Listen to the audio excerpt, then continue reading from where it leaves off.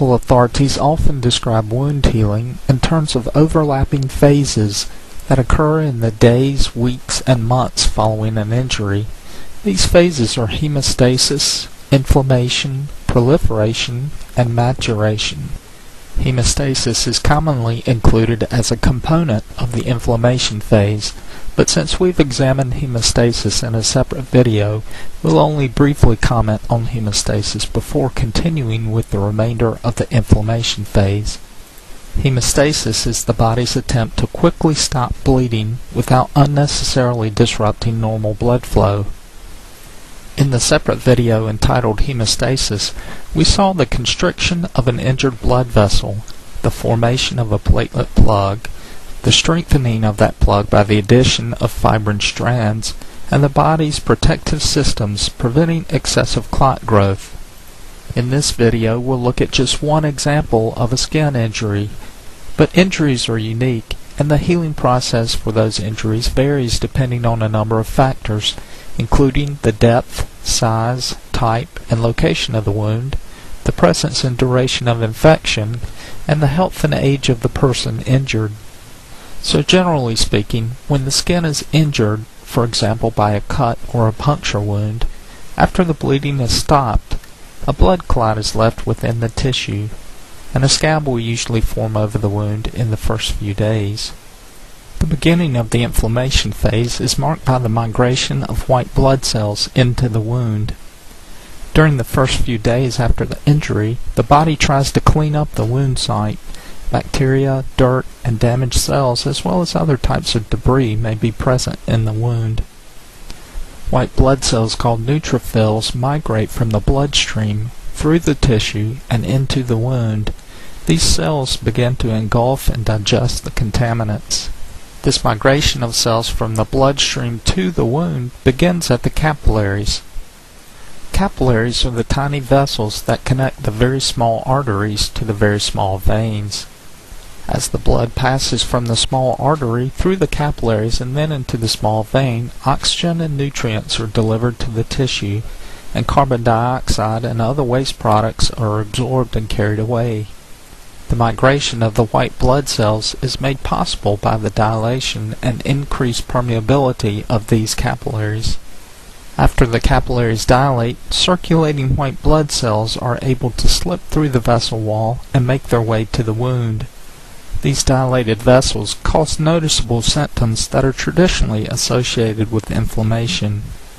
The increased permeability of the vessel wall allows a greater amount of the fluid part of blood, the blood plasma, to leak into the surrounding tissue, causing the area around the wound to become swollen. The increased surface area of the dilated vessels results in greater visibility of the red-colored capillaries, giving the skin around the wound a more reddish appearance. Increased surface area also results in greater heat transfer to the surrounding tissue, making the wounded area warm to the touch. After a couple of days, the neutrophils begin to die off. At the same time neutrophils are dying off, a different type of white blood cell called a monocyte migrates from the bloodstream to continue the cleanup process. Monocytes mature into macrophages and not only continue to engulf and digest bacteria and debris, but they also engulf and digest the dead neutrophils. These cells remain in the wound, continuing to engulf and digest cellular debris as the healing process moves forward. The macrophage plays a key role in directing the next phase of wound healing. By releasing various chemicals, the macrophage attracts and stimulates other cell types to accomplish a variety of reconstructive tasks. Within days of the initial injury, the next phase of wound healing begins. This phase is called the proliferation phase or the reconstruction phase. During this phase of healing, the wound is gradually invaded by a tissue called granulation tissue. This type of tissue has a bumpy texture and a distinctive red color similar to the color of raw beef. In order to make room for itself, the granulation tissue secretes chemicals which degrade the existing clot. One very important type of cell in this invading granulation tissue is the fibroblast. fibroblasts produce flexible, tough, fibrous material called collagen that provides strength and structure to hold the wound together. Dense networks of new capillaries are also part of the granulation tissue. These capillaries bring oxygen and nutrients to the many cells involved in the reconstructive work. They also help to absorb and carry away many of the waste products generated as various cells and materials are degraded or digested during the healing process. As granulation tissue makes its way into the wound and an oxygen supply becomes available, cells in the upper layer of the skin, the epidermis, begin to creep across the wound until they come into contact with each other. This provides the wound with a top coat of protective skin cells. Also during this phase, the edges of the wound are gradually pulled together. A significant number of fibroblast cells are transformed into cells that function somewhat like muscle cells. These cells grip the edges of the wound and slowly contract, causing the wound edges to draw together. Older collagen within the wound is continually being degraded so that even greater amounts of new collagen may be deposited in ways that hold the progressively contracting wound together. The final phase of wound healing may last as long as 2 years. This phase is called the maturation phase, or sometimes the remodeling phase. Several weeks after the initial injury, as the proliferation phase winds down and the maturation phase begins, cells and capillaries that are no longer needed begin to thin out. During this phase, the repairs that were made during the proliferation phase are made even stronger. The original collagen material is replaced with a different, stronger type of collagen and is arranged in a more favorable pattern, and the wound continues to contract. So toward the end of the maturation phase, the wound is permanently sealed with a collagen-rich scar tissue that has little of the vibrant cell activity present during the proliferative phase.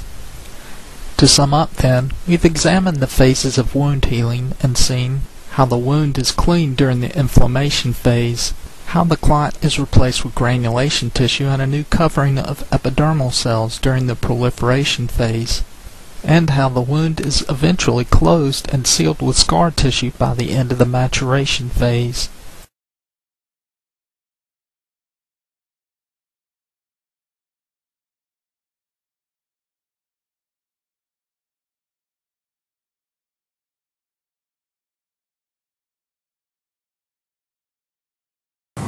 So how long has this foot been like this?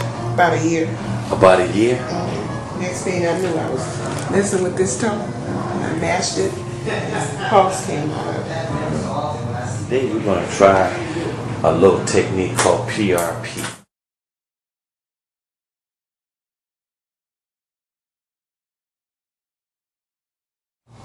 A week ago, we had the shot for poor circulation and pain in your right leg. Yes. Because this second toe has a little gangrene at the tip. Yes. Okay. So tell me, how does it feel?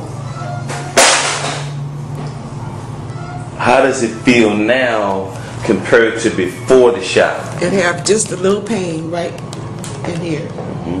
Just a little bit, not as much as it was. Okay, explain the difference between now and then. Then it was, I had to just eat pain pills. Now I haven't had but about 5 days. So before that you would have had how many pills? A lot of them. So how do you sleep at night compared to before? I sleep much better now. Much better.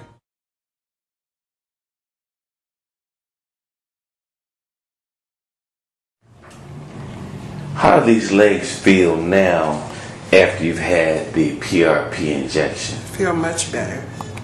Describe it to me. I can get up and walk. I be a little crippled, but I can walk better than I've been walking. How were you walking before? Crippled, limping. Limping? Mm-hmm. Why were you limping? Because of the pain. The pain has a pain on it? Yes. Really? Are you just telling me that? No, I'm sleeping better. So you see the benefit of this? Yes, I sleep all night. And before, were you sleeping? I was waking up 2 and 3 times a night with the pain. And now? And now I'm not waking up 2 or 3 times a night with the pain.